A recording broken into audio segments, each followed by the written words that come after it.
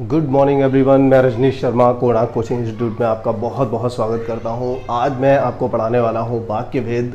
और इससे पहले मैं आपको बता दूं कि यहाँ बोर्ड पे आपको जो भी दिख रहा है, एक छोटा सा वीडियो होने वाला है ये, और यहाँ जो भी आपको बोर्ड पे दिखाई दे रहा है ये बहुत ही इंपॉर्टेंट कंटेंट है। यहाँ से कम 2 प्रश्न हमेशा पूछे जाते हैं और अक्सर लोगों को इन प्रश्नों में दिक्कत भी रहती है। वो कहते हैं कि इसको कैसे करना है, तो इसमें उनको प्रॉब्लम रहती है कि वो सही से इसको जस्टिफाई नहीं कर पाते, उनको सही से नहीं कर पाते हैं।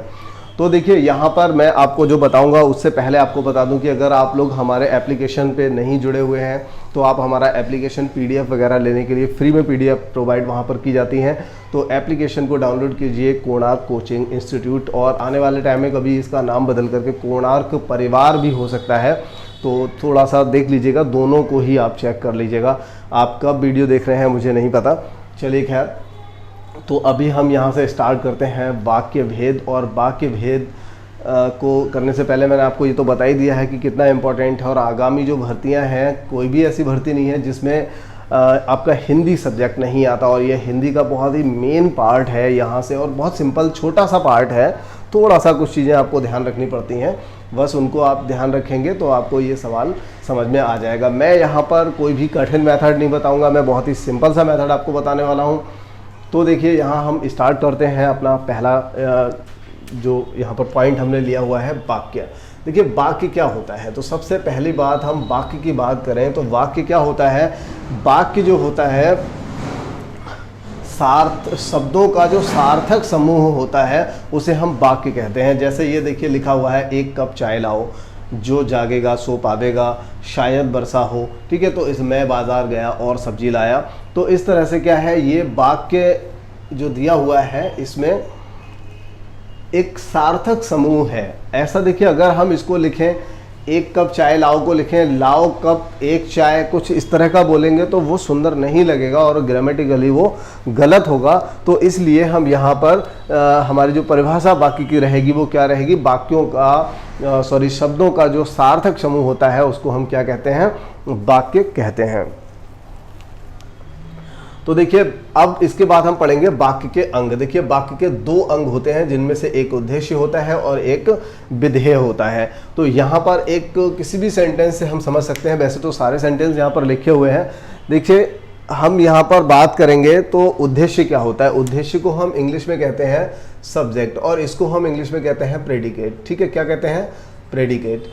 तो यहाँ पर आप देखिए ऐसा एक कोई भी सेंटेंस ले लीजिए, जैसे मैं बाजार गया, तो इसमें उद्देश्य क्या है, मैं, सब्जेक्ट क्या है, मैं, और बाजार गया इसमें क्या हो जाएगा, प्रेडिकेट। तो 2 ही अंग हो जाएंगे उसके, एक तो सब्जेक्ट, तो सब्जेक्ट जो भी होता है आप समझते हैं उद्देश्य है, करता है, और सब्जेक्ट के अलावा जो कुछ भी होता है वो सब प्रेडिकेट कहलाता है, यानी कि विधेय कहलाता है। तो किसी भी प्रश्न में अगर हम बात करें, जो एक साधारण प्रश्न होता है उस प्रश्न की अगर बात करें तो वहां पर एक उद्देश्य और एक विधेय होता है। जैसे मैं कहूं कि मेरे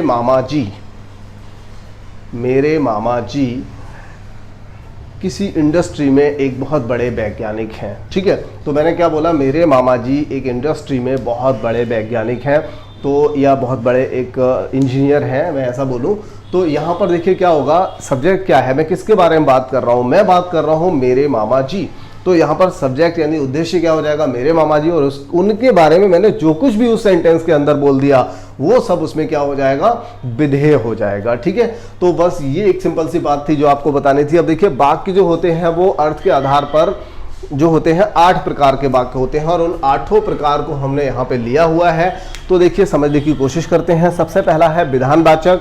विधानवाचक में क्या होता है, एक सिंपल सा सेंटेंस होता है जिसमें एक सब्जेक्ट होता है, एक प्रेडिकेट होता है, मतलब उद्देश्य और विधेय होता है, जिसमें साधारण सा एक कोई काम हो रहा होता है, एक कोई क्रिया हो रही होती है, वो आपका साधारण सा विधानवाचक सेंटेंस होता है, सिंपल सेंटेंस होता है।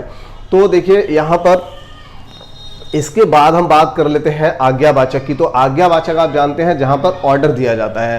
तो ऑर्डर हम किसी भी काम के लिए दे सकते हैं, सब्जी लाने के लिए, भाग जाने के लिए, दौड़ने के लिए, चुपचाप बैठकर पढ़ने के लिए, हम कोई भी ऑर्डर दे सकते हैं। तो जो ऑर्डर दिया जाएगा सब्जी लाने के लिए, कुछ भी कह सकते हैं, तो वहाँ पर ये आज्ञावाचक हो जाएगा। ठीक है, 1 कप चाय लाओ, ऐसा लग रहा है कि ऑर्डर दिया जा रहा है। ठीक है, रिक्वेस्ट नहीं की जा रही है, रिक्वेस्ट करेंगे तो प्लीज़ कृपया ये सब हम लगाएंगे। अब देखिए निषेधवाचक क्या होता है। निषेधवाचक का मतलब होता है जहाँ पर कोई नकारात्मक सूचक, नकार सूचक कोई शब्द बोला जाए, जहाँ पर कुछ मना किया जाए, जैसे यहाँ मत रुको, यहाँ मत थूको, या फिर कहा जाए मत बोलो, ठीक है, मत बोलो। तो ये जो सेंटेंस है, मत थूको, खिड़की से हाथ बाहर ना निकालो, इस तरह के जो सेंटेंस आपने देखे होंगे कई जगह, तो वो जो होते हैं निषेधवाचक होते हैं। यहाँ मत रुको, यहाँ मत थूको, यहाँ मत खेलो, तो इस तरह के जो सेंटेंस रहते हैं वो सब क्या होते हैं, निषेधवाचक होते हैं, जिसमें किसी बात को मना ही की गई होती है।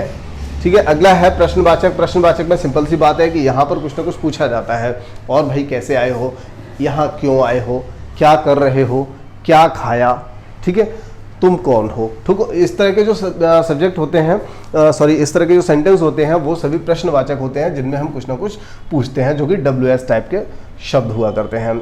अब इसके बाद हम बात करते हैं इच्छावाचक की। तो देखिए इच्छावाचक में मैंने यहाँ पर लिखा हुआ है खुश रहो। तो इच्छावाचक जो सेंटेंस होते हैं उसका मतलब होता है कि मेरी ऐसी इच्छा है कि तुम खुश रहो, ठीक है। जब कोई किसी से आशीर्वाद लेता है तो कहते हैं खुश रहो, इसका मतलब होता है कि मैं भगवान से प्रार्थना करता हूँ कि तुम खुश रहो, आप खुश रहें, आपकी लंबी उम्र हो, कहते हैं दीर्घायु हो, ठीक है, लंबी उम्र हो, दीर्घायु हो, या चिरंजीवी भव जब बोला जाता है, इसका मतलब होता है कि मैं भगवान से कामना करता हूँ कि आपकी लंबी उम्र हो, आपको भगवान लंबी उम्र दे। तो यहाँ पर इच्छावाचक जो होता है, ये ज़रूरी नहीं है कि इच्छा में आप अपने लिए कुछ मांगे कि मेरी इच्छा ये है कि मेरे पास इतनी बड़ी गाड़ी हो, बंगला हो, लाइक दैट, कुछ भी इस तरह का।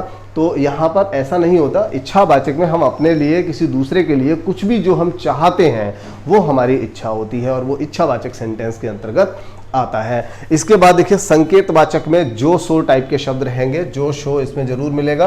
तो संकेतवाचक का मतलब होता है कंडीशनल, और यहाँ पर देखिए जो जागेगा सो पावेगा, कंडीशन होगी, संबंध उनमें दर्शाया जाएगा।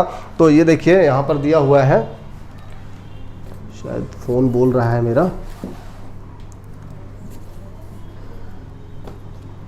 देखिए संकेतवाचक जो जागेगा सो पावेगा, मतलब क्या होगा, इसको हम संकेतवाचक या संबंधवाचक भी कहते हैं, ठीक है। इसको संबंधवाचक भी आप यहाँ पर लिख सकते हो, ये दोनों ही अलग अलग किताबों में आपको मिल जाते हैं, संबंधवाचक भी इसको कहते हैं।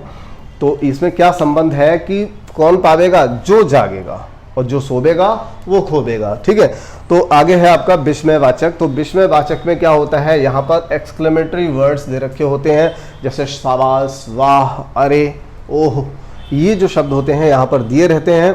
तो देखिए यहाँ पर दिया है, वाह कितना सुंदर लेख है, वाह कितना सुंदर दृश्य है, शाबाश तुमने ये अच्छा किया। तो इस तरह के जो शब्द होते हैं वो आपके विस्मयवाचक में मिलते हैं। और संदेहवाचक में जो होता है, डाउट रहता है, किसी भी काम को करने का डाउट रहता है। हम कह सकते हैं पिताजी आते तो अच्छा होता। तो ये सेंटेंस जो है संकेतवाचक में आप या संबंधवाचक में कह सकते हो, ये चला जाएगा, ठीक है। और अगला प्रश्न हम यहाँ पर, अगली बात जो है वो हम देखते हैं यहाँ पर कि रचना के आधार पर, देखिए सबसे ज़्यादा प्रॉब्लम्स यहीं पर आती हैं सभी लोगों को। तो रचना के आधार पर वाक्य जो होते हैं वो 3 प्रकार के होते हैं, जिनमें से एक आपका सरल वाक्य होता है, दूसरा आपका संयुक्त वाक्य होता है, तीसरा आपका मिश्र वाक्य होता है। देखिए मैं यहाँ पर आपको बिल्कुल लाइटली पढ़ा रहा हूँ, बिल्कुल नॉर्मल सी बात है। मैंने आपको यहाँ कुछ भी रटने के लिए नहीं बोलूँगा कि अगर किसी सेंटेंस में ये वाला शब्द दिया हो तो ये होता है, मैं ऐसा कुछ भी नहीं बोलूँगा। और अगर आपको लगता है कि आप कोई कमी रह गई थी पढ़ाने में तो आप ज़रूर मुझे कमेंट पे डालिए। वैसे मैं इसके तुरंत बाद मैं अगला जो क्लास लेने वाला हूँ वो क्लास में मैं करीब करीब 200 इसी चैप्टर से, इस जो आप बोर्ड पर यहाँ पर देख रहे हैं, इन्हीं से संबंधित लगभग 200 क्वेश्चंस लेने वाला हूँ। तो मैं आपको बहुत अच्छे से प्रैक्टिस यहाँ पर कराने वाला हूँ। इन सभी क्वेश्चंस, इन सभी वाक्यों के भेद जो दे रखे हैं यहाँ पर, इन सभी के बारे में मैं यहाँ पढ़ाने वाला हूँ आपके लिए। तो देखिए आप उस वाले वीडियो को भी मिस मत करिएगा किसी कीमत पर। चलिए खैर, तो हम यहाँ पर बात करते हैं। देखिए सरल वाक्य जो है, सरल वाक्य में एक उद्देश्य, एक क्रिया और एक विधेय, ये आपका होता है। सिंपल सी बात होती है, कोई एक काम हो रहा होता है, कंडीशन एक होती है, कोई डबल कंडीशन इसमें मिक्स नहीं होती। जैसे मैं बाजार गया, मैं स्कूल गया, ये मेरे मामा जी हैं, वो मेरा भाई है, इस तरह से हम कह सकते हैं। देखिए इसके बाद अब बात कर लेते हैं सबसे ज़्यादा जहाँ पर कन्फ्यूज़न क्रिएट होता है उन सेंटेंस की बात कर लेते हैं। तो देखिए संयुक्त वाक्य यहाँ पर दिया गया है। संयुक्त वाक्य का मतलब मैं आपको अपने शब्दों में बताता हूं। संयुक्त वाक्य का मतलब होता है दो सरल वाक्यों को जब हम, अब मैं ये नहीं कहूंगा कि और, एवं, तथा, इसलिए, इन सब से जोड़ा जाएगा, मैं कुछ नहीं कहूंगा, बस आपको समझना पड़ेगा। मैं बिल्कुल रटने वाली बात नहीं कहूंगा। जब दो साधारण से सेंटेंस को जोड़ा जाता है, ये भी सेंटेंस फ्री है, मैं बाजार गया सब्जी लाया, ये सेंटेंस फ्री है आपस में, लेकिन हमने इनको और के थ्रू जोड़ दिया है। मैं स्कूल गया, पढ़ाई की, मैंने पढ़ाई की।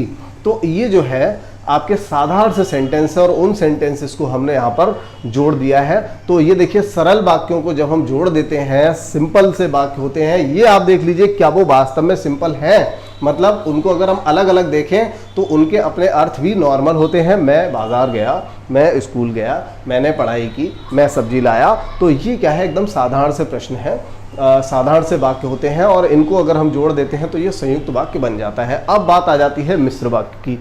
तो ये डिफरेंस तो आपको जो एक्सरसाइज आप करेंगे वहाँ पर बहुत अच्छे से समझ आएगा, वहीं पे आपको इसकी प्रैक्टिस आप कर पाएंगे। तो ये देखिए, यहाँ पर क्या होता है, यहाँ पर भी दो वाक्य जोड़े जाते हैं, लेकिन कोई भी वाक्य स्वतंत्र नहीं होता। यहाँ पर वाक्य स्वतंत्र नहीं होता, साधारण नहीं होता, सरल वाक्य नहीं होता। यहाँ पर एक वाक्य प्राइमरी तो एक सेकेंडरी होता है, मतलब एक प्रधान तो दूसरा गौण होता है। एक वाक्य का अर्थ दूसरे वाले वाक्य पर डिपेंड करता है। जब तक हम पहला वाक्य पढ़ते हैं तो बात ऐसी लगेगी कि अधूरी बात रह गई है, जब तक कि हम पूरी बात ना करें। जैसे मैं बाजार गया, तो इसमें तो कोई अधूरी बात नहीं है, ये तो बात पूरी होगी। मैं स्कूल गया, ये भी बात एकदम पूरी है। लेकिन मैं बाजार तो गया, तो इसके बाद आप क्या कहने वाले हैं वो बात आपको जरूर कहनी पड़ेगी। मैं स्कूल तो गया, यानी कि कोई बात तो अभी है जो अधूरी रह गई है। या आप कहेंगे ये जो लड़का है, अब आपको बताना पड़ेगा कि भाई ये लड़का है, ये इसके बारे में आप क्या कहना चाह रहे थे बताइए। या मैं जानता हूं कि, भाई क्या जानते हो बताना पड़ेगा। तो ये यहाँ पर होता है मिश्र वाक्य में इस तरह के सेंटेंसेस आते हैं। जैसे मैं बाजार गया तो था, लेकिन किंतु मंडी बंद थी। मैं स्कूल तो गया, लेकिन किताब घर पर रह गई थी। ठीक है। और या फिर मैं जानता हूं कि आपको मैथमेटिक्स में इंटरेस्ट नहीं है, आपको गणित पढ़ना अच्छा नहीं लगता। तो ये देखिए, मैं जानता हूं कि, ठीक है, ये वही लड़का है जिसने कल कांच तोड़ा था, या ये वही लड़का है जो गेंद चुराकर भाग गया था। तो इस तरह के जो सेंटेंस होते हैं वो किस में रहते हैं, मिश्र वाक्य में आते हैं। मुझे उम्मीद है आप लोगों को ये बहुत अच्छे से समझ में आ गया होगा, और अगला जो वीडियो आएगा उसको आप किसी कीमत में मिस मत कीजिएगा। ठीक है, तो ठीक है, मैं अभी यहीं पर इसको ब्रेक करता हूँ। जय हिंद।